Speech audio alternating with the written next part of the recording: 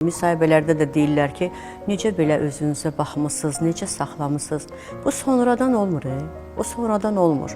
Məsəl üçün, mən uşaqlıqdan, bax o da məndə uşaqlıqdan, mən düşünürəm ki, hər şey uşaqlıqdan olmalıdır, o bünövrə. Mən uşaqlıqdan ki, tək olmuşam, tək böyümüşəm və hər zaman belə özümlə məşğul olurdum da, çünki gələcəyə hazırlaşırdım da. Bayaq dediyim kimi ki, güzgüdə özümlə danışırdım.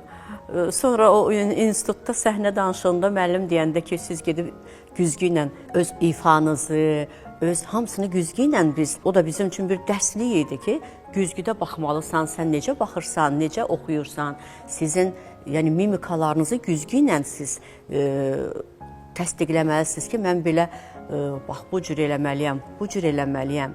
Amma mən onları hələ dərsini keçməmiş, mən uşaqlıqdan güzgüyə baxırdım.